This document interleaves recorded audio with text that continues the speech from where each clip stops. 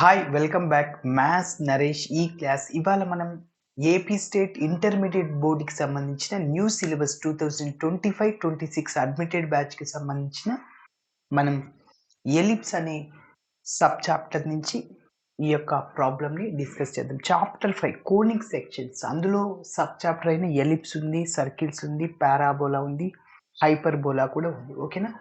ఈ యొక్క ఎలిప్స్ అనే చాప్టర్లో నుంచి 4 మార్కుల ప్రాబ్లం ఒకటి అడుగుతాడు. ఓకే, మరి చూద్దాం. Find the coordinates of the foci vertices, length of major, minor, eccentricity, latus rectum ఈ ఎలిప్స్కి కనుక్కోమంటున్నాడు. ఫస్ట్ మనకి ఈ యొక్క ఎలిప్స్ అనేది x² / a² plus y² / b² is equal to 1 ఇలా వచ్చేటట్లు చేస్తాను. ఏ గ్రేటర్ దెన్ బి అయితే ఒక ఫార్ములా, సో ఏ లెస్ దెన్ బి అయితే ఇంకొక ఫార్ములా. ఓకేనా? సరే, మరి చూద్దాం ఫస్ట్ ఎలిప్స్ ఎలా వస్తుందో ఒక్కసారి. గివెన్ ఈక్వేషన్ ఈజ్ ఏంటి? 4x² plus 9y² is equal to 36. ఇక్కడ 1 రావాలంటే మొత్తం ఈక్వేషన్ 36తో డివైడ్ చేస్తాను. కాబట్టి 4/36 into x² plus 9/36 into y² is equal to 36/36 cancel అవుతుంది. 4 టేబుల్లో 9, 36 9 టైమ్స్ క్యాన్సిల్ అవుతుంది. 9 టేబుల్లో 36 4 టైమ్స్ క్యాన్సిల్ అవుతుంది. ఓకేనా?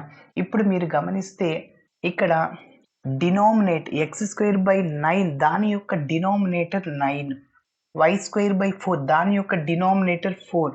అంటే 4 కంటే 9 ఎక్కువ ఉంది అంటే ఏ గ్రేటర్ దెన్ బి. అంటే దీన్ని యాక్చువల్గా మనం a² 9తో కంపేర్ చేసుకుంటే a √9, a అంటే 3 వస్తుంది. b² 4 అయినప్పుడు b2 అవుతుంది. కాబట్టి ఇలాంటి కేసులో మన మేజర్ యాక్సిస్ అనేది x యాక్సిస్ పైన ఉంటుంది కాబట్టి గుర్తుపెట్టుకోవాలి. సో అంటే ఇలా వస్తుంది, మేజర్ యాక్సిస్ అనేది x యాక్సిస్ పైన ఉంటుంది, ఎలిప్స్ ఇట్లా వస్తుంది అన్నమాట. ఓకేనా? ఇక్కడ గుర్తుపెట్టుకోవాలి, మన మేజర్ యాక్సిస్ అనేది x యాక్సిస్ పైన ఉంది అంటే దీన్ని మేజర్ అంటాం, దీన్ని మైనర్ అంటాం. కాబట్టి x యాక్సిస్ పైన ఉంటే y కోఆర్డినేట్ 0 అవుతుంది. ఓకేనా? ఆ పాయింట్ గుర్తుపెట్టుకోవాలి. సరే, సో దాన్నే నేను ఇలా రాస్తున్నా. సిన్స్ అంటే మనకు తెలుసు the denominator,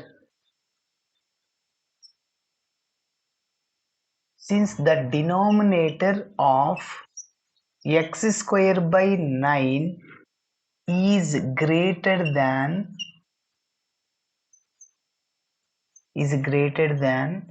the denominator of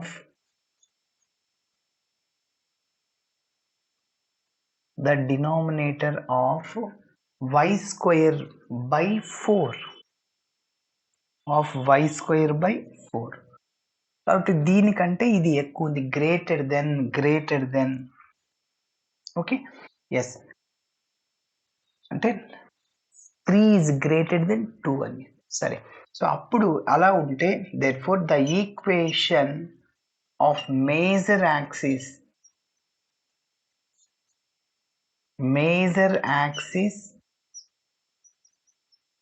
is along the x-axis.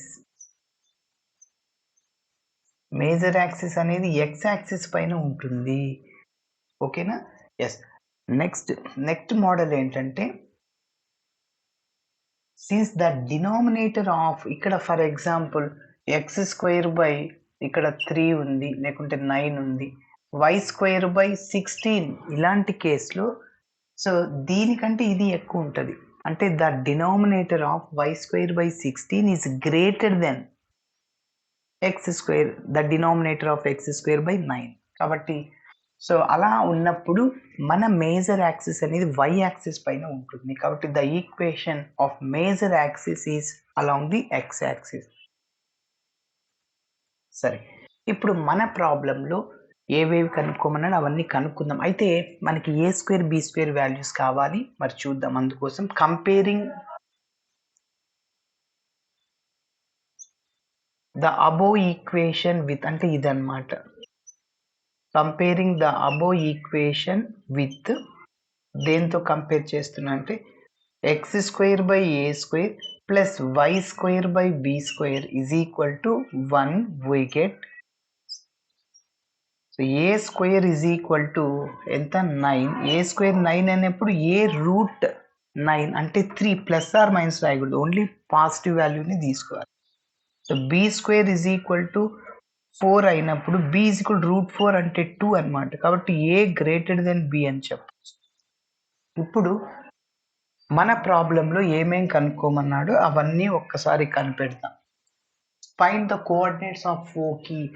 అది కనుక్కోవడానికి ఫోకీకి ఫార్ములా ఎక్స్ యాక్సిస్ పైన y కోఆర్డినేట్ 0 అవుతుంది, అంటే ప్లస్ ఆర్ మైనస్ c, 0. ఆ c కావాలి అంటే చూడండి, we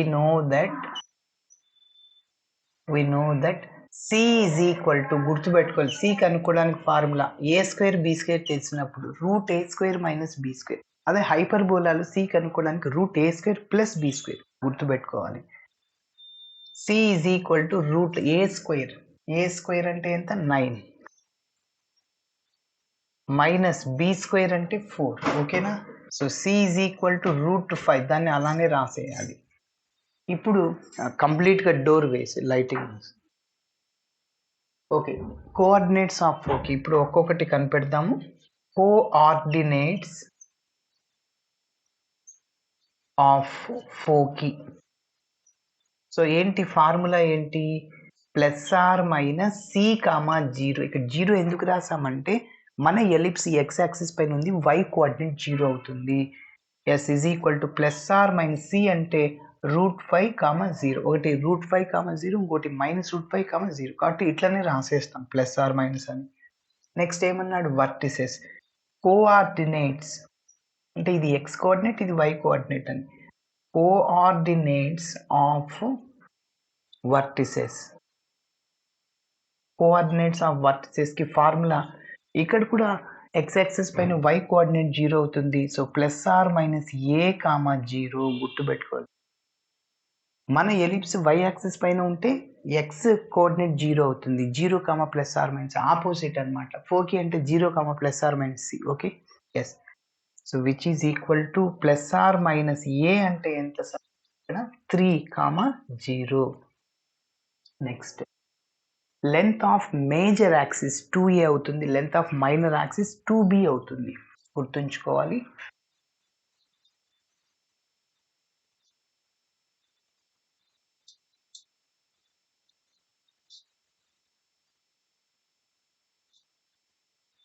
ఎస్, చూద్దాం. Next third one, length of major axis is equal to 2a.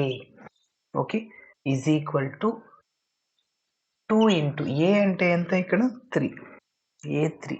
So 2 into 3, 6 units. లెంత్ని యూనిట్స్తో డినోట్ చేస్తాం. అదేవిధంగా length of minor axis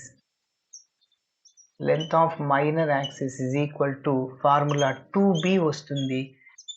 so 2 into b అంటే ఎంత? ఇక్కడ 2. అక్కడ యాక్చువల్గా అంటే y యాక్సిస్ పైన ఉంటే మన ellipse opposite 2b, 2a. Major 2b అవుతుంది, మైనర్ 2a అవుతుంది. ఓకేనా? ఎస్, కాబట్టి సో 2 into 2, 4 యూనిట్స్. నెక్స్ట్ ఎసెంట్రిసిటీకి formula c/a. E is equal to c తెలిసినప్పుడు a తెలిసినప్పుడు ఎసెంట్రిసిటీ